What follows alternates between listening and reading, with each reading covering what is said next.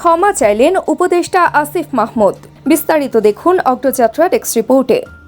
বাবার ভুলের জন্য ক্ষমা চেয়েছেন স্থানীয় সরকার পল্লী উন্নয়ন ও সমবায় মন্ত্রণালয়ের উপদেষ্টা আসিফ মাহমুদ সজীব ভুঁইয়া। বৃহস্পতিবার নিজের ভেরিফাইড ফেসবুক পেজে এক পোস্টে তিনি এ কথা জানান। আসিফ মাহমুদ সজীব ভুঁইয়া লেখেন, প্রথমেই আমার বাবার ভুলের জন্য ক্ষমা প্রার্থনা করছি।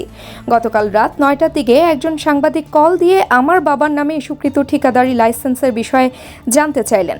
বাবার সঙ্গে কথা বলে নিশ্চিত হলাম তিনি জেলা পর্যায়ের একটি লাইসেন্স করেছেন। তিনি লেখেন, বিষয়টি উক্ত সাংবাদিককে নিশ্চিত করলাম। তিনি পোস্ট করলেন, নিউজও হলো গণমাধ্যমে, নানা আলোচনা সমালোচনা হচ্ছে, তাই ব্যাখ্যা দেওয়ার প্রয়োজন বোধ করলাম। অন্তর্বর্তী সরকারের এই উপদেষ্টা লেখেন, আমার বাবা একজন স্কুল শিক্ষক, আকুবপুর ইয়াকুব আলী ভুঁইয়া পাবলিক উচ্চ বিদ্যালয়ের প্রধান শিক্ষক। স্থানীয় একজন ঠিকাদার কাজ পাওয়ার সুবিধার্থে বাবার পরিচয় ব্যবহার করার জন্য বাবাকে লাইসেন্স করার পরামর্শ দেন। বাবাও তার কথায় জেলা নির্বাহী ইঞ্জিনিয়ার থেকে একটি ঠিকাদারি লাইসেন্স করেন।